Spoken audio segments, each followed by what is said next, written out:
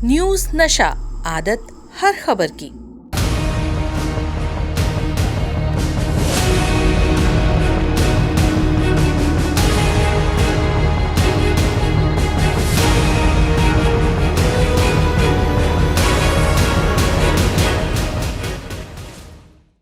दोस्तों नमस्कार, मैं हूं विनीता यादव। यूं तो राहुल गांधी ने अपनी यात्रा शुरू करने का ऐलान कर दिया है और इसी के साथ साथ बहुत सारी चर्चाएं शुरू हो गई हैं। चर्चाओं में एक बड़ी बात यह है कि राहुल गांधी की इस यात्रा से क्या वो 24 की कुर्सी पा लेंगे या फिर उनके रास्ते में कई रोड़े आ सकते हैं।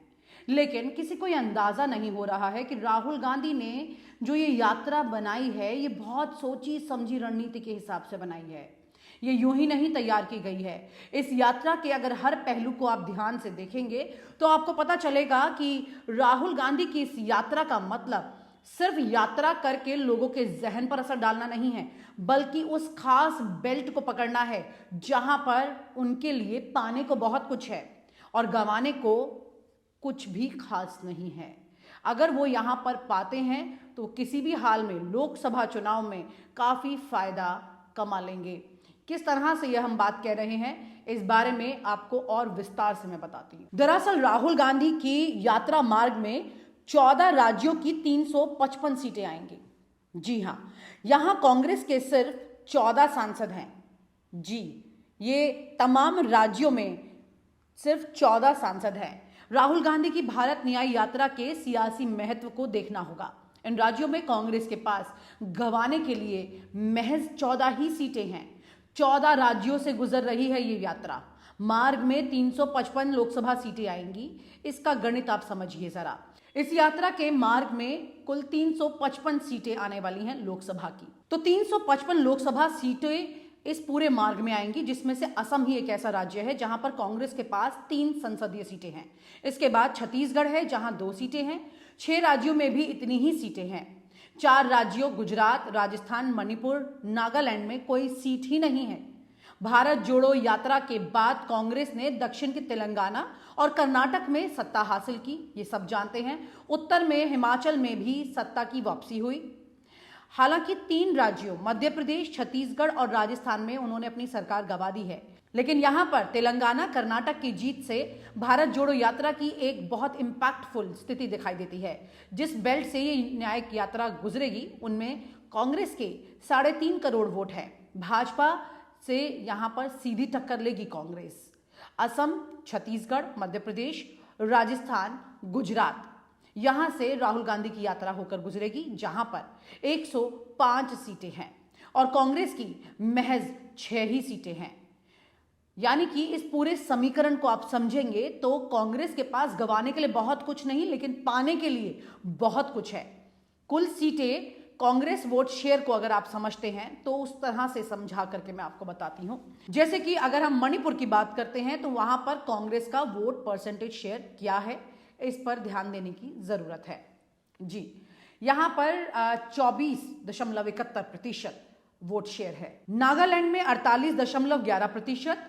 मेघालय की अगर हम बात करें तो यहां पर कांग्रेस का वोट परसेंट है 48.66%। आसाम में यही वोट प्रतिशत हो जाता है 22%।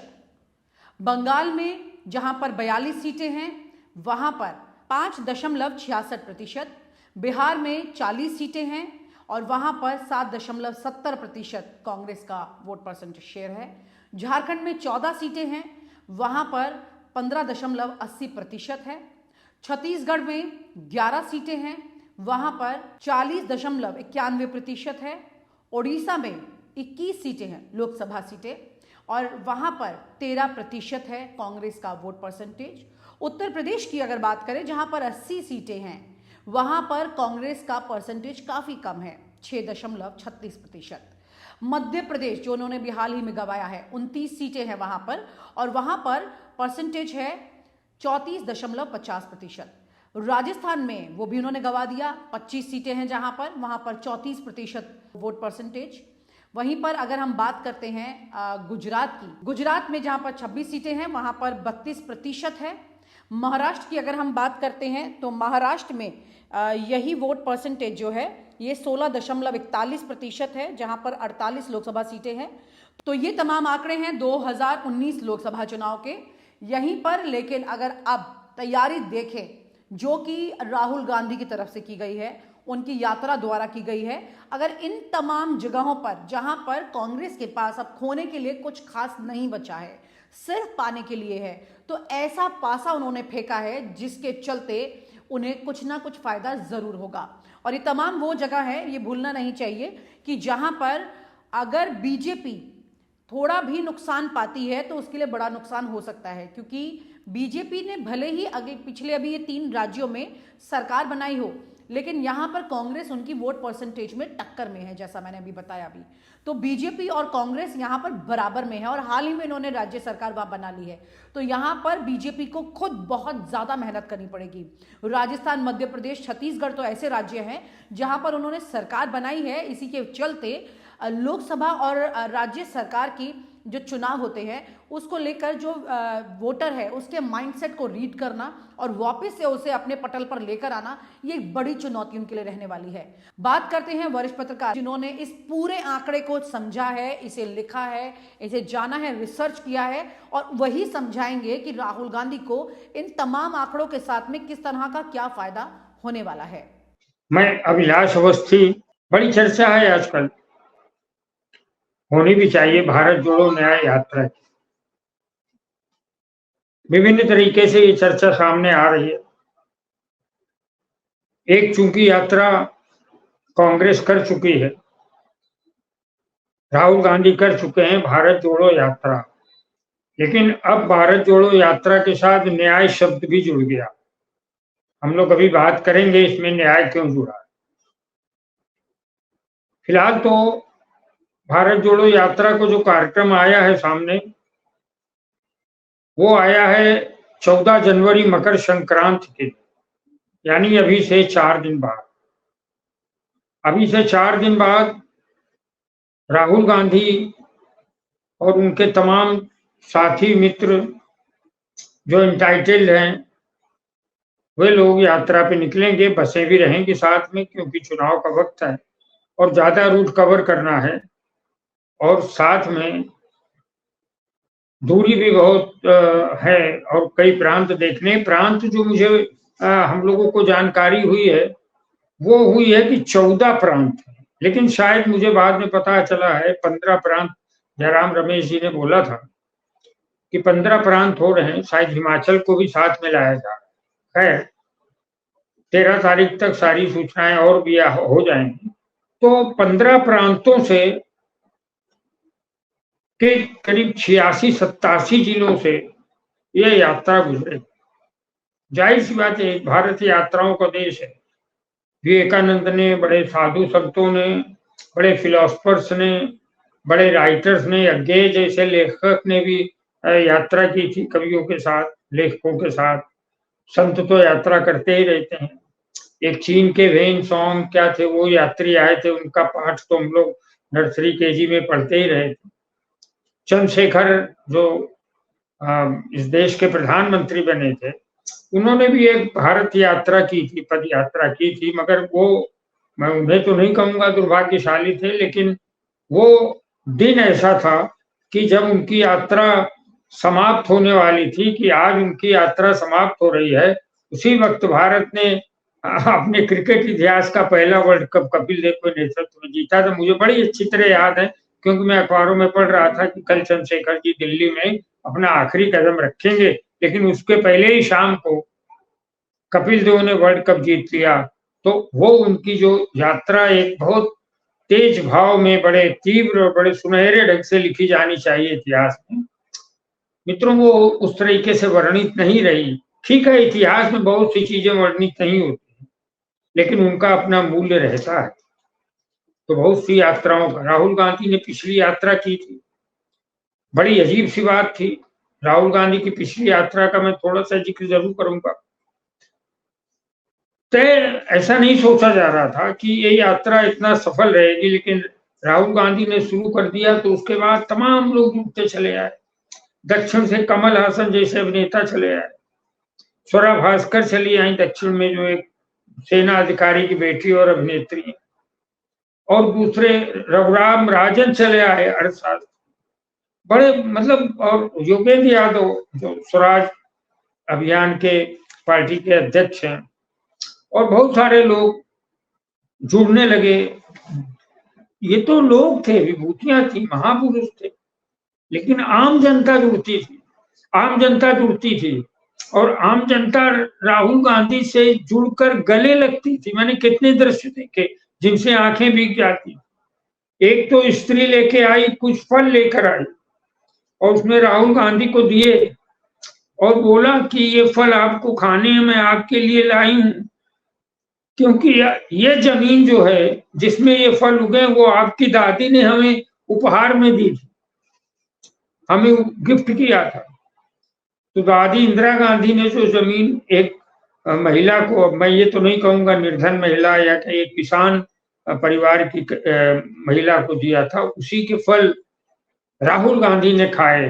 तो आज वही मैं कह सकता हूं, ये इस घटना के अनुसार कि जवाहरलाल नेहरू, पंडित उनके मोतीलाल नेहरू, उसके बाद उनकी मां कमला नेहरू, उसके बाद इंदिरा गांधी, इन सब लोगों ने जो एक वृक्ष बोया, जो एक क्यारी लगाई फूलों की, फलों की, आज उसके फल राहुल को और प्रियंका तक आ रहे हैं। ये पिछली उसमें ये तो मैंने थोड़ा काव्यात्मक भाषा में बोला, एक आइडियमेटिक लैंग्वेज में, लेकिन सच यही है कि केवल ये नहीं कि इंदिरा, राजीव या नेहरू की के लगाए वृक्षों के फल आ रहे हैं, साथ में क्या आ रहा है, उनका दिया गया संघर्ष का संस्कार। नेहरू ने क्या किया था? नेहरू ने 9.5 साल जेल में रहे अलग अलग समयों में। इंदिरा गांधी भी एक दिन जेल में रही थी। इंदिरा गांधी ने भी सड़कों पर संघर्ष किया। राजीव गांधी ने भी विपक्ष को के रूप में झेला और बोफर जैसा एक कलंक झेला, लेकिन बाद में उनको क्लीन चिट मिली। तो इनका जो संघर्ष का था वो फल भी राहुल और प्रियंका को, वो दर्द भी मिल रहा है। तो मैं फिर आता लौट के अपनी बात की कि 14-15 राज्यों के लगभग कुछ 85-86 जिले हैं जिनसे ये यात्रा गुजरेगी। कुछ 66, 67, 68 दिन होंगे। क्योंकि इसमें एक प्रांत ऐड नहीं है, इसलिए मैं 1-2 दिन बढ़ाकर बात कर रहा हूँ। और 6700 लगभग किलोमीटर की यात्रा होगी और इसमें 355, और अगर अरुणाचल को भी जोड़ा जाता है तो उसकी भी सीटें इसमें जुड़ जाएंगी। तो इनसे ये यात्रा गुजरेगी। ये यात्रा भारत जोड़ो यात्रा का एक रिफाइंड, एक परिष्कृत स्वरूप है, भारत जोड़ो न्याय यात्रा।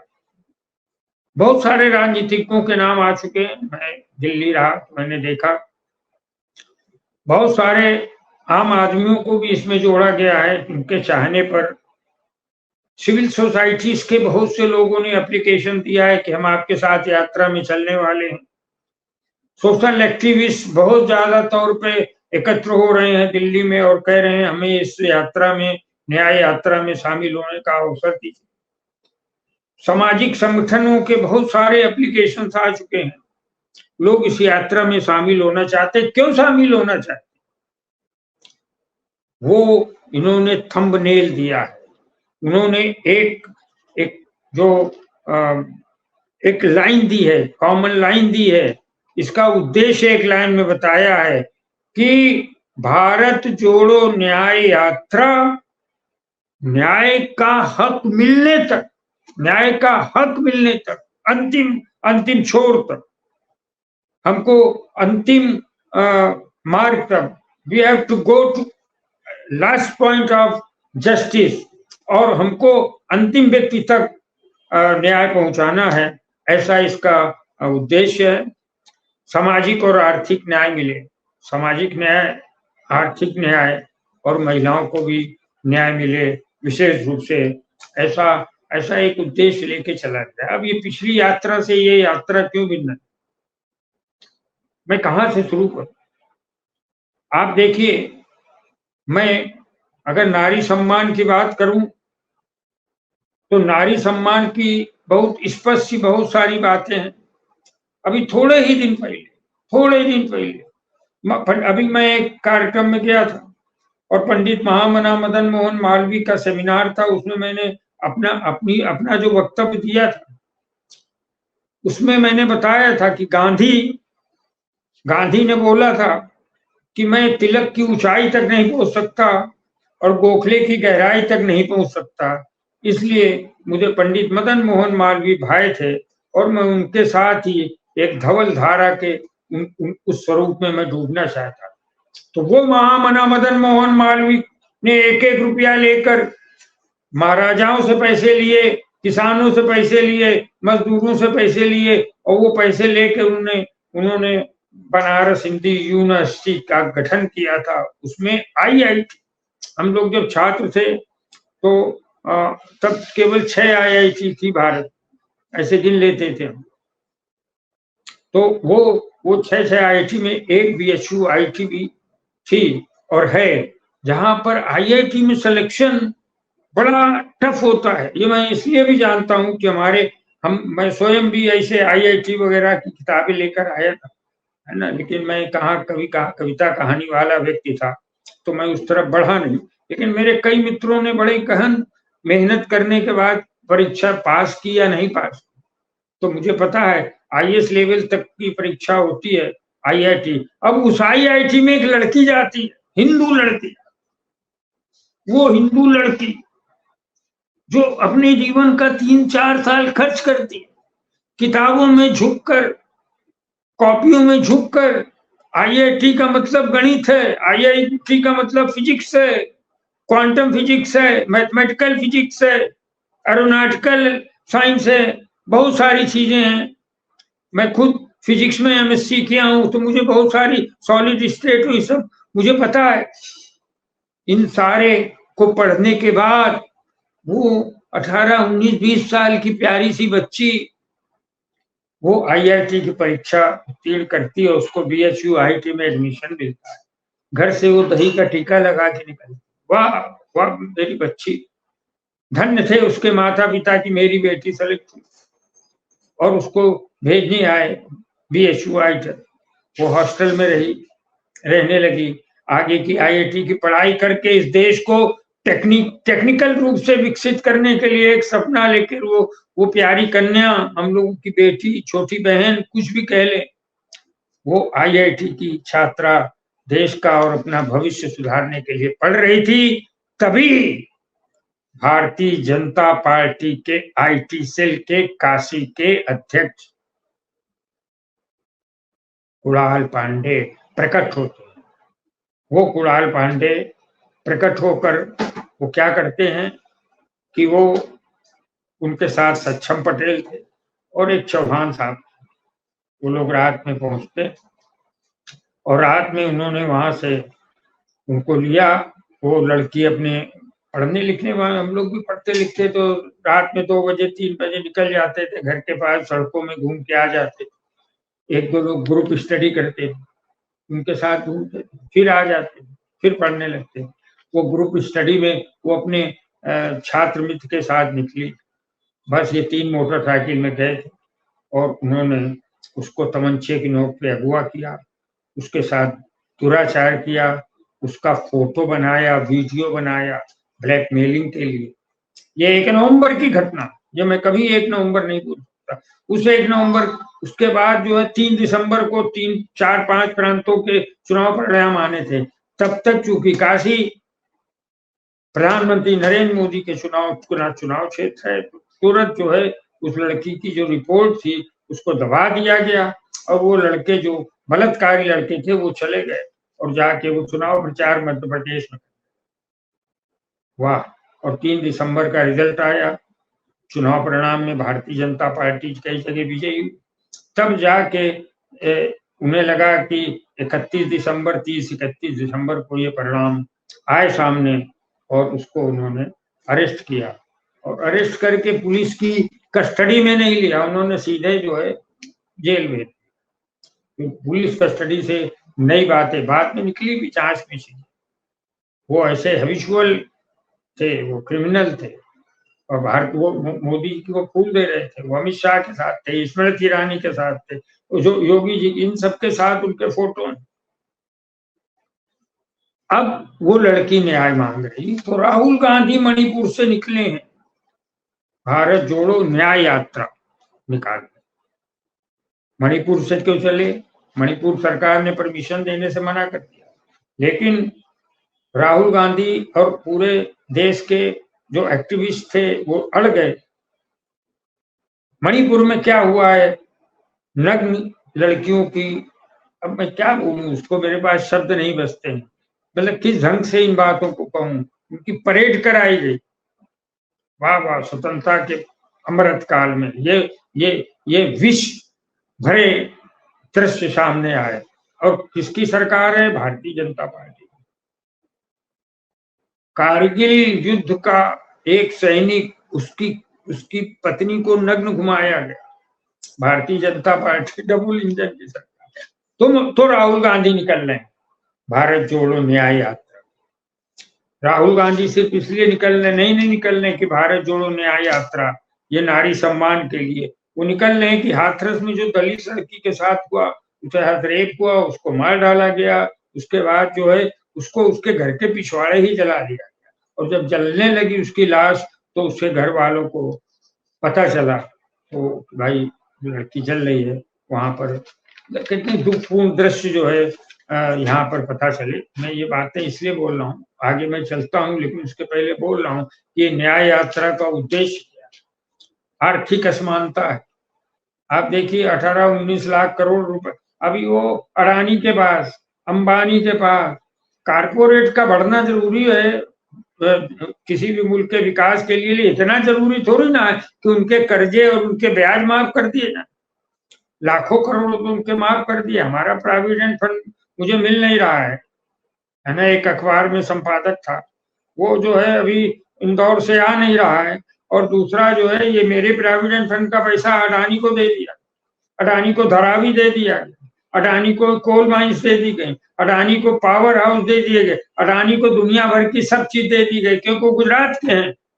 अब राहुल गांधी कहते हैं कि हम भारत जोड़ो न्याय यात्रा में ऐसे प्रश्न खड़ा करें, हम ये क्वेश्चन खड़ा करें, हम न्याय की बात करें। न्याय की बात और क्या है? सामाजिक न्याय की बात है। लखनऊ में क्या हुआ, देवेंद्र साहब है, देवेंद्र तिवारी, वो गोरक्षक कोई राष्ट्रीय मंच बनाए हैं गोरक्षा का, या जाने क्या क्या बनाए हैं। और उन्होंने उनके यहाँ वो अपना एक चलाते हैं इंस्टीट्यूट, उसके 2 छात्र हैं, उनको बोला कि भाई जाओ और मुसलमान बन के मेरे नाम ईमेल करो और बोलो कि राम मंदिर उड़ा देंगे और गोयोगी को मार देंगे, देवेंद्र तिवारी जी आपको मार देंगे। उनका नाम देवेंद्र तिवारी, जो ये फ्रॉड करे, तो भारतीय जनता पार्टी के पदाधिकारी। और उन्होंने जाके ताहिर खान है और एक ओम प्रकाश मिश्रा है, इन लोगों ने मुसलमान बन के ईमेल की। तो ये न्याय चाहिए, वो मुस्लिम लोगों को भी चाहिए, क्रिश्चियंस को भी चाहिए, पारसी को भी चाहिए और हिंदुओं को भी चाहिए। हिंदू लड़की थी बीएचयू आई थी, वो जो ब्रजभूषण शरण सिंह के ऊपर दुराचार, भाजपा का सांसद, गुंडा सांसद जो ब्रजभूषण शरण सिंह है, उसके ऊपर 9 कन्याओं का ने एफआईआर की तो बहुत लोगों ने, मगर वो आई, एक नाबालिग ने भी की, सब मैनिपुलेट कर ली और वो फिर संसद का चुनाव लड़ने का। तब राहुल गांधी भारत जोड़ो न्याय यात्रा की शुरुआत करते हैं। भारत जोड़ो न्याय यात्रा समाज के विभिन्न आर्थिक असमान, छोटी छोटी नौकरियों के लिए लोग परेशान हैं, एक चपरासी की जगह में निकलती हैं 10, तो उसके लिए सैकड़ों हजारों ग्रेजुएट लोग फॉर्म भरते हैं। तो ये सारी परिस्थितियां जो हैं, वो न्याय चाहिए। पढ़े लिखे युवकों को नौकरी चाहिए, ये न्याय करना है। न्याय in the different dimension of life. हमें दूसरे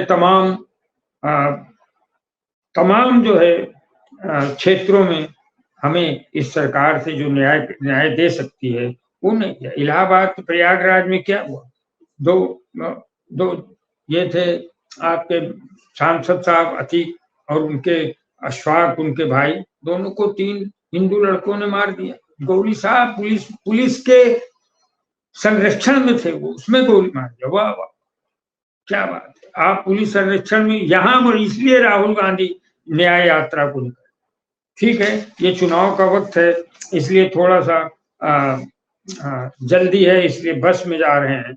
इसी तरीके से बुलंदशहर में भी हुआ, अपने ही देवताओं की मूर्तियां तोड़ दी। किसने तोड़ी? हरीश शर्मा ने, शिवम ने, केशव ने, अजय ने, क्योंकि दंगा हो जाए। अयोध्या में महेश मिश्रा और ब्रजेश पांडे ने तो और गजब कर लिया, उन्होंने मस्जिद में भी मांस फेंका और मंदिर में भी। तो यहाँ न्याय चाहिए, सामाजिक न्याय चाहिए। ये हिंदू लड़के जो कर रहे हैं नाटक, उनको उनको न्याय देके उन्हें शिक्षा की ओर ले जाना चाहिए, और उन्हें जरूर से जो है बहुत सारी बातों में आगे बढ़ाना चाहिए, निगेटिविटी से दूर रखना चाहिए। मैं यही बात आपसे कहना चाहता हूँ कि गुजरात में भी 19 साल तक बहुत लोग जेल में रहे गोधरा कांड के लिए। और मैं आपसे लौट के आता हूँ, जो अभी चर्चा अभी की थोड़ी सी है कि 2019 में कांग्रेस की हालत थोड़ी खराब थी। कांग्रेस की हालत 2019 में खराब थी। 2019 में कांग्रेस जो है, जहां जहां से भारत जोड़ो यात्रा निकल रही है, मणिपुर, नागालैंड, असम, मेघालय, पश्चिम बंगाल, बिहार, झारखंड, उड़ीसा, छत्तीसगढ़, उत्तर प्रदेश, मध्य प्रदेश, राजस्थान, गुजरात, महाराष्ट्र, और शायद अब हिमाचल भी इसमें जुड़ता है, अरुणाचल इसमें जुड़ेगा, तो उसकी 2 सीटें और जुड़ जाए, तो कुल मिलाकर 355 लोकसभा सीटों से ये यात्रा गुजरेगी, जिसमें केवल 14 कांग्रेस के पास। ये एक प्रश्न जो है खड़ा होता है कि इसमें अभी यात्रा तो कर रहे हैं, लेकिन इसमें है क्या? इसमें कांग्रेस के पास तो 355 सीटों में 355 सीटों में केवल 14 सीटें। जी हाँ, केवल 14 सीटें। 19 से तुलना करने का अगर है तो 19 में से ये भी तुलना की जानी चाहिए कि 2019 में भारतीय जनता पार्टी के पास क्या था। भारतीय जनता पार्टी के पास नीतीश कुमार थे, जेडीयू था। भारतीय जनता पार्टी के साथ शिवसेना उद्धव ठाकरे थी। भारतीय जनता पार्टी के पास अकाली दल पंजाब से था, और बहुत सारे दल थे जो आज उनका साथ छोड़कर जा चुके। तो मैं वही कहना चाहता हूं कि भारतीय जनता पार्टी के पास एक जो सबसे बड़ा 2019 में हथियार था, वो था पुलवामा। पुलवामा में उन्होंने पुलवामा का हमला हुआ था, जो भी था, आज उसकी दूसरी बातों पर मैं कुछ नहीं कहना चाहता, लेकिन ये कहना चाहता हूँ वो पुलवामा का हमला हुआ था। आज तक उसमें जो 40 जवान मारे गए थे, वो आरडीएक्स कहाँ से आया था भारत की सरजमीन पर, हमें नहीं मालूम पड़ा, ना ही सरकार ने बताया। सरकार ने तो बहुत सारी बातें हैं, तो कई बार बहुत सारे शक पैदा होते हैं, लेकिन हम जब देश और देश के अंदर की बात होती है तो हम वर्तमान केंद्र सरकार का विरोध करते हैं, मोदी का विरोध करते हैं, लेकिन जब भी सीमाओं के बाहर की बात होती है तो हमारा राष्ट्रीय धर्म है कि हम अपनी सरकार के साथ खड़े हों। इसलिए चूंकि बाहर की बात है, सीमा के बाहर की, इसलिए उसको ज्यादा विवाद का प्रश्न नहीं बनाना चाहते। बस ये है कि उनके पास एक चीज थी, पुलवामा हमला था, उसके बाद जो भी सर्जिकल स्ट्राइक की गई, उसमें राष्ट्रवाद का एक मुद्दा बना, और भारतीय जनता पार्टी ने फिर एक विजय पाई, 303 सीट। तो ये था। अब 5 साल पहले की जो परिस्थिति थी, उसमें से 3, 4, 5 दल एआईडीएमके छोड़कर चला गया, और भी अभी एक दल ने वहां पर मेघालय में एक दल ने छोड़ा है, और भी कई जगह दलों ने इनका साथ छोड़ दिया है, नरेंद्र मोदी जी का, भारतीय जनता पार्टी का। तो ऐसे में इन सारी जगहों पर एक चीज तो उनको छोड़कर गए हैं, नरेंद्र मोदी को तो छोड़कर गए हैं, और अब 2024 में क्या है, 2024 में 28 दल कांग्रेस के साथ जुड़। अब मैं ये थोड़ा अच्छी भाषा में कहना चाहता कि कांग्रेस के साथ जुड़ गए या कांग्रेस 27 दलों के साथ जुड़ गई, वो एक ही बात है। 28 दल मिलकर नरेंद्र मोदी के सामने लड़ रहे हैं। इसलिए ये कहना कि 355 सीटों में केवल 14 कांग्रेस को मिली थी, ये थोड़ा सा बड़ा न्यायोचित नहीं है, क्योंकि हम ये कह सकते हैं कि पश्चिम बंगाल से यात्रा गुजरेगी। पश्चिम बंगाल में अगर एक कांग्रेस को 2 सीटें मिली हैं, तो बाकी 22 सीटें उनके साथ टीएमसी भी खड़ी है ना, इंडिया अलायंस में। अगर बिहार में 1 सीटें मिली थी, 1 सीट 2019 में मिली थी, तो उनके साथ आज लालू और आरजेडी भी खड़े हैं ना। तो वो स्थिति नहीं रहने वाली है जो पिछली बार 2019 में थी। महाराष्ट्र में 1 सीट मिली थी कांग्रेस को, आज जो है महाराष्ट्र में तो भारतीय जनता पार्टी जैसे समाप्त प्राय की ओर है, क्योंकि वो 2 पार्टियों में मराठा अस्मिता के नाम पर एक बड़ा विरोध सा आ गया है भाजपा का। उद्धव ठाकरे, बाला साहब ठाकरे के दल को उन्होंने भी विभाजित कर दिया, शरद पवार का दल विभाजित कर दिया। इसलिए आज जो 1 सीट मिली थी, आज उनके साथ शरद पवार और उद्धव ठाकरे जो 2019 में नहीं थे, आज वो भी कांग्रेस के साथ खड़े। झारखंड में भी 1 सीट, आज जेएमएम और दूसरे तमाम सहयोगी दल हैं। तो बीजेपी के साथ जो है एलाइज कम हुए हैं, घटक दल कम हुए हैं, और कांग्रेस के साथ बहुत से घटक दल बढ़ चुके हैं। इसलिए इस बात को देखा जाता है, समझा जा रहा है कि इस यात्रा का लाभ उन 355 जगह से जहां गुजरेंगे वहां होगा। मैं 1-2 बातें और कहता हूं। कर्नाटक में 2019 में 28 में से 25 सीटें भाजपा ने, 2019 में 28, कर्नाटक में 28 सीटें हैं, उसमें से 25 सीटें भाजपा ने की और 1 सीट कांग्रेस। अभी कर्नाटक में क्या है, कांग्रेस उस समय सरकार थी भारतीय जनता पार्टी की, अब वहां पर कांग्रेस की सरकार। ये यात्रा का लाभ हुआ है। भारत जोड़ो यात्रा जो की थी उसमें कर्नाटक से भी यात्रा गुजरी थी। तो कर्नाटक में जो आज 28 सीटों पे चुनाव होगा तो उल्टी परिस्थिति बने। भारतीय जनता पार्टी जो 25 जीती थी अब वो 2-4 पे ही सिमट जाए, और कांग्रेस एक बड़े बहुमत के साथ वहां जीतेगी, क्योंकि स्टेट में कांग्रेस की सरकार है। तेलंगाना में 17 सीटें, 17 में से 9 टीआरएस के पास थी, वो बीआरएस नाम हो गया केसीआर की पार्टी का, और 4 भाजपा के पास थी और 3 कांग्रेस के साथ थी, केवल 17 में से। आज तेलंगाना में उसकी सरकार है कांग्रेस। तो जाहिर सी बात है कांग्रेस की सरकार वहां, वो चूंकि वो भारत जोड़ो यात्रा यहां से भी गुजरी थी, तेलंगाना से, कर्नाटक से गुजरी, तेलंगाना से गुजरी, और इस हिसाब से 3 कांग्रेस की सीटें जो थी लोकसभा की, आज वहां पर सरकार है। तो ये समझा जाता है 17 में से 13-14 सीटें तक कांग्रेस जीतने की परिस्थितियों में है। हिमाचल प्रदेश में भी 4 में 4 भारतीय जनता पार्टी जीती थी, लेकिन आज हिमाचल में कांग्रेस की सरकार है, उस समय भाजपा की थी, आज कांग्रेस की है। इसलिए ये जो 49 सीट्स हैं कर्नाटक, तेलंगाना, हिमाचल में, उसमें केवल कांग्रेस को 4 सीटें थी, 4 सीटें कांग्रेस को, 1 कर्नाटक में और 3 तेलंगाना में। लेकिन आज इन इन्हीं प्रांतों की 49 सीटों में ऐसा माना जा रहा है कि 35 से 40 सीटें कांग्रेस को मिलेंगी, और ये पिछली यात्रा का प्रभाव है। और इस बार भी जो यात्रा तमाम जगहों से गुजर रही है, जैसे उन सब चीजों, अब देखिए, जैसे मैं एक बात बोलना चाहता हूँ, बार बार एक गोदी मीडिया और फला मीडिया ये चिल्लाती है कि छत्तीसगढ़, मध्य प्रदेश और राजस्थान में जो अभी चुनाव हारी है, जो बल्कि हारे क्या ये कहें, जो भारतीय जनता पार्टी जीती है, तो इन तीनों प्रांतों को अगर हम देखें तो 2019 में छत्तीसगढ़ में 2 सीटें कांग्रेस के पास, राजस्थान में 29 में से 1 सीट कांग्रेस के पास,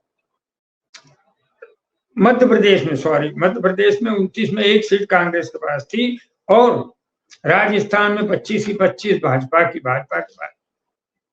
तो ये 65 सीटें थी छत्तीसगढ़, मध्य प्रदेश और राजस्थान में, जिसमें केवल 3 सीटें थी।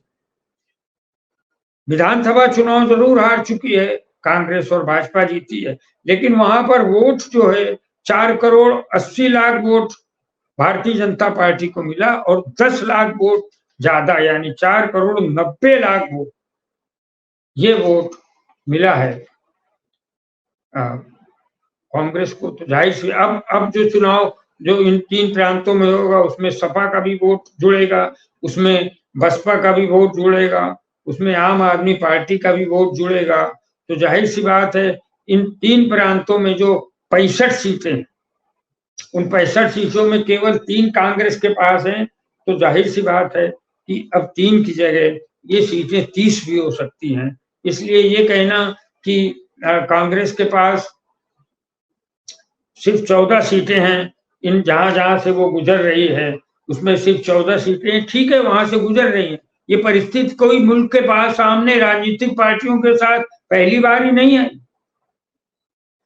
ये भारतीय जनता पार्टी 2 में थी, 2 सांसद थे और लोग बोलते थे कंधा लगाने के लिए 4 भी नहीं, तो आज उनके पास 303 है। यही कांग्रेस पार्टी के पास 450 423 सीटें थी राजीव गांधी के साथ, आज केवल 54 सीटें लोकसभा। तो राजनीति में परिस्थितियां बदलती रहती हैं। सत्ता दल के नकारात्मक एटीट्यूड और जो विरोध पक्ष है, विपक्षी हैं, उनके सकारात्मक सोच से हमेशा चुनाव परिणाम बदलते हैं। तो हमें ये दिख रहा है, कि जो भारत जोड़ो यात्रा निकल रही है, इन तमाम 15 प्रांतों से एक मूलभूत परिवर्तन आएगा। कांग्रेस और कांग्रेस के एलाइज के सीटों में बड़ा एक भारी उछाल आएगा। जनता त्रस्त हो चुकी है, जनता न्याय मांग रही है। राहुल गांधी न्याय नहीं मांग रहे, जनता न्याय मांग रही है। बेरोजगार दो भाई, आप हमारे घर की बच्चियों को आप न्याय दो, सुरक्षा दो। आप जो है इस देश को, हमारी देश की जमीन अगर कहीं किसी ने कब्जा कर रखी है चीन में, जैसा कि कहा जा रहा है, तो उससे हमें न्याय दिलवाओ। बहुत सारी चीजें न्याय में सामाजिक और आर्थिक न्याय आते हैं, है ना। अब सामाजिक न्याय की बात भी की जाएगी ना भाई। नीतीश कुमार ने छेड़ दिया ना जातिगत आरक्षण की बात। जातिगत जो जातिगत जनसंख्या की जो जाति गणना हुई है, उसका प्रभाव पड़ेगा इस चुनाव। अभी तक तो ये मान लिया जाता था कि हिंदू हिंदू हिंदू करके भाजपा, लेकिन आज वो उनका जो हिंदू है आज वो बढ़ चुका है। आज दलित अलग अपनी बात कह रहे हैं। आज राम भद्राचार्य ने क्या बोला, जिनके मोदी जी पैर छूते, राम भद्राचार्य ने बोला कि दलितों को मतलब चमार करके बोला, चमार हैं, नीच हैं, ऐसा बोला है। उनके खिलाफ अगर FIR होनी चाहिए और उनको जेल डाल देना चाहिए, और कई महीने जेल रही है। बड़ा जहरीला संत है। इन्हीं संतों की वजह से आज 4 शंकराचार्यों ने आने से मना कर दिया। उन्होंने कहा हम नहीं जाएंगे राम मंदिर की प्राण प्रतिष्ठा में। क्यों? शंकराचार्य नहीं आए। मंदिर की प्रतिष्ठा, हमारे भाई को ये संसद भवन थोड़ी ना है, ये चुनाव आयोग का दफ्तर थोड़ी ना है, या ED का दफ्तर नहीं खोल रहे हैं। आप CBI या इनकम टैक्स का कमिश्नर नहीं बैठेगा वहां प्राण प्रतिष्ठा होगी। प्राण प्रतिष्ठा होगी किसकी? हिंदुओं के देवता मर्यादा पुरुषोत्तम राम की। तो फिर जब प्राण प्रतिष्ठा होने जा रही है, तो कृपया आपसे यही है कि आप ये बिना शंकराचार्य के मत करें। कुछ लोग बोल रहे हैं बिना पत्नी के नहीं हो सकता, पत्नी को भी लाना पड़ेगा। अब मोदी जी करेंगे या योगी करेंगे, अब ये उसमें हम नहीं पढ़ना चाहते। लेकिन अगर पत्नी वेद सम्मत है कि जब भी कोई पूजा होती, कन्यादान होता है, तो कन्यादान में पति पत्नी दोनों ऐसा जोड़ के बैठते हैं और तब कन्यादान होता है। घर में सत्यनारायण की पूजा होती है तो भी मेरे माता पिता एक दूसरे से एक डोर बांध के, धोती बांध के बैठते थे, सत्यनारायण की कथा सुनते थे। कोई पूजा होती तो ये भी वेद सम्मत है। अर्धनारीश्वर की कल्पना है हमारे वेद सम्मत पुराणों में, उपनिषद में और तमाम ग्रंथों में। अब जिनके पत्नी नहीं है वही पूजा कराएंगे, वही प्राण प्रतिष्ठा करेंगे, तो भाई मैं तो नहीं बोल सकता, मैं हिंदू धर्म का ज्ञाता नहीं हूँ। मैं तो राजनीति में भी ज्यादा नहीं बोल सकता, मैं तो अपनी राय दे सकता हूँ। लेकिन शंकराचार्यों ने आने से मना किया, वो भी न्याय मांग रहे, शंकराचार्य भी न्याय मांग रहे हैं, और राहुल गांधी मणिपुर से मुंबई तक उनकी बात उठा रहे हैं। क्षमा करें, मैं ये ऐड कर रहा हूँ इसमें। शंकराचार्य जो न्याय मांग रहे हैं, वो न्याय क्या मांग रहे हैं कि हमारे देश की सरजमीन पर जब भी किसी मंदिर का की में मूर्ति की प्राण प्रतिष्ठा हो तो वो मंदिर अपूर्ण ना हो। ये न्याय संगत बात है जो शंकराचार्य कह रहे हैं। वो बोल रहे हैं कि वो जो कंगूरा होता है, वो जो कलश होता है, वो जब तक संपूर्ण नहीं होगा मंदिर नहीं बनेगा, मंदिर नहीं कहलाएगा और उसमें प्राण प्रतिष्ठा नहीं होगी। तो शंकराचार्य भी इस देश में न्याय मांग रहे हैं, कह रहे हम नहीं आए। अरे रुक जाओ यार, 14 रामनवमी में कर देना, अगले साल कर लेना। जरूरी है कि चुनाव के वक्त वोट बटोर नहीं पा रहे, शंकराचार्य आपके खिलाफ चले गए, तमाम संत आपके खिलाफ चले गए, तमाम पार्टियां, वहां पर बैठा वो चंपत राय, भ्रष्टाचारी नंबर 1, सब पैसा 2 करोड़ की भूमि 18 करोड़ में, पता नहीं ऐसे लोगों को जेल में ना डाल के राम मंदिर में अपवित्र करने के लिए बैठा के रखा है। एक घटिया लोगों को वहां से जो जूते मार के भगा देना चाहिए। हमारे राम का अपमान कर रहे और बोल रहे हैं अडवाणी तुम मत आओ, मुरली मनोहर जोशी तुम मत आओ। क्यों ना आओ? क्योंकि तुम्हारे आका आ रहे हैं, तुम्हारे आका आ रहे हैं नरेंद्र मोदी। वहां भी द्रौपदी मुर्मू को नहीं बुलाना क्योंकि दलित है, वो आएंगी या नहीं हमें अभी पता नहीं। नहीं तो वरना अगर राम मंदिर का हो रहा है निर्माण, प्राण प्रतिष्ठा हो रही, तो शंकराचार्यों से कराओ। अगर राजनीतिज्ञों से ही कराना है तो प्रथम व्यक्ति या महिला जो भी है, राष्ट्रपति उनको पता नहीं बुलाया, लेकिन अब देखना गर्भगृह में कौन नहीं, कौन कौन जाएगा, 4-5, वो भी देखना। तो यहाँ धार्मिक न्याय भी चाहिए देश को, वो राहुल गांधी मणिपुर से शुरू कर। यहाँ आर्थिक न्याय भी चाहिए, विषमताएं हैं आर्थिक, किसी के साथ तनख्वाह है 18 लाख, किसी जो बेचारा 18,000 में काम कर, किसी ये कुछ साल पहले 10 साल पहले अडानी साहब कुछ हजार करोड़ के थे, आज कई लाख करोड़ के। भैया ये कौन सा न्याय है? क्या वही हिंदू हैं? हम सब लोग हिंदू नहीं है? तो बहुत सारी चीजें पे नारियों को भी न्याय चाहिए। बेरोजगार युवक बेचारे वो जो नौकरी मांगने गए थे, ठीक है उन्हें एक सीमित सजा दो, जो संसद में गए थे, संसद में जाके उन्होंने एक पीला पेट्रोल क्रैकर छोड़ा, वो नौकरी मांगने गए थे ना। नौकरी कैसे मांगी जाए? आप सुनते नहीं है, प्रदर्शन करो तो पानी ठंडा डाल देते हो और भगा देते हो, लाठी चलाते हो। तो न्याय मांगने के लिए वो गए थे, कोई अपराध नहीं किया, मारक नहीं था बम, तो उनको छोड़िए, जमानत मानत केस करिए, तो उनको भी न्याय दिलाइए। तो राहुल गांधी की जो न्याय यात्रा है, ये बात सही है कि पूरी न्याय यात्रा जहां से गुजरेगी वहां पर कांग्रेस की बहुत कम सीटें हैं, लेकिन कांग्रेस आज कांग्रेस की तरह नहीं लड़ रही है। कांग्रेस इंडिया अलायंस के रूप में लड़, कांग्रेस के साथ 28 दल हैं, तो जहां जहां से यात्रा गुजरेगी वहां उनके उनके उनसे जुड़े दल हैं, वहां वो दल भी सक्रिय हैं। तो ये कहना कि सिर्फ 14 सीटें हैं, वैसे टेक्निकल तो ये ठीक है कि वहां पर कांग्रेस को पास 14 सीटें हैं कुल, लेकिन कम से कम, जैसे अब मैं थोड़ा अंतिम बात कह के चलता हूँ, 80 सीटें उत्तर प्रदेश में, जो जिसने ये प्रश्न है कि भाई 355 जगह से गुजरेगी, वहां कांग्रेस केवल 14 पे जीती है, तो भाई कांग्रेस उत्तर प्रदेश में एक ही सीट जीती, वो भी माननीय सोनिया गांधी, और एक एमएलए है वहां, तो इस हिसाब तो उनको घूम के राहुल गांधी को आ जाना चाहिए वहां। लेकिन राहुल गांधी का जो सबसे बड़ा कार्यक्रम है वो है उत्तर प्रदेश में। उत्तर प्रदेश में वो 11 दिन रहने वाले हैं।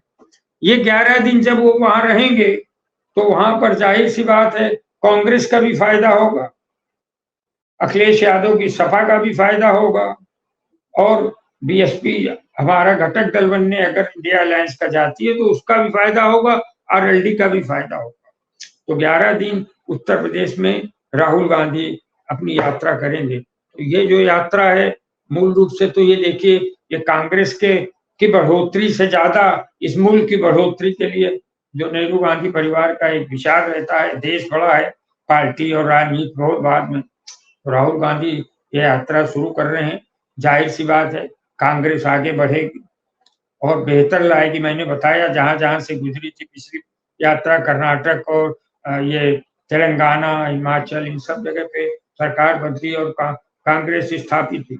इन भी तमाम जगहों में इंडिया अलायंस स्थापित होगी और 355 में आधे से अधिक में कांग्रेस, और बल्कि ये कहना चाहिए इंडिया अलायंस के लोग जीतेंगे तो अभी जो मैं फिर एक शुभकामना देता हूँ राहुल गांधी को। मैं बीइंग ए जर्नलिस्ट शुभकामना इसलिए देता हूँ कि किसी भी प्रजातंत्र में विरोध का, विपक्ष का यूं सक्रिय होना एक बहुत ही लोग मतलब एक प्यार करने वाली बात है, वरना खाली विपक्ष चुप रहकर बहुत कुछ नहीं कर सकता। सड़कों पे उतरना, और आप सड़कों पे उतरें, देश को जोड़ें, आपकी नीयत ठीक है, कांग्रेस और उसके एलाइज की नीयत ठीक है। उत्तर प्रदेश में अखिलेश यादव और बीएसपी, और पश्चिम बंगाल में ममता और नीतीश कुमार और लालू यादव और अरविंद केजरीवाल, ये सारे लोग मिलकर आज इस मुल्क की किस्मत संवारने के लिए, और मुझे पता है कि अब ईडी, सीबीआई और दूसरी एजेंसीज का जो एक ठोकोशाही का शासन है, उधर उद्धव ठाकरे और शरद पवार, ये सारे लोग मिलकर इस भारत जोड़ो यात्रा जो इंडिया अलायंस की है, भारत जोड़ो न्याय यात्रा जो सिर्फ राहुल नहीं कर रहे हैं, इंडिया अलायंस कर रहा है, उसको सफल बनाएंगे और अगले 2024 के चुनाव में एक फिरका परस्त, एक सांप्रदायिक और अन्यायी सरकार को हटाएंगे। नमस्कार। तो राहुल गांधी यहाँ पर सिर्फ यूं ही नहीं ये यात्रा शुरू कर रहे हैं, बल्कि दूर की कौड़ी फेंके हुए हैं। अगर ये पासा उनका चल गया तो राहुल गांधी पिछले लोकसभा चुनाव से ज्यादा फायदे में रहेंगे। सरकार तक कितने पहुंच पाते हैं ये नहीं कह सकते, लेकिन कांग्रेस के लिए यहाँ पर बहुत क्लियरली गेम दिखाई देता है। और आप हमसे जुड़े रहने के लिए सब्सक्राइब करें YouTube पर, फॉलो करें Twitter पर और लाइक करें Facebook पर। और ज्यादा जानकारी के लिए आपको टाइप करना होगा सिर्फ न्यूज़ नशा।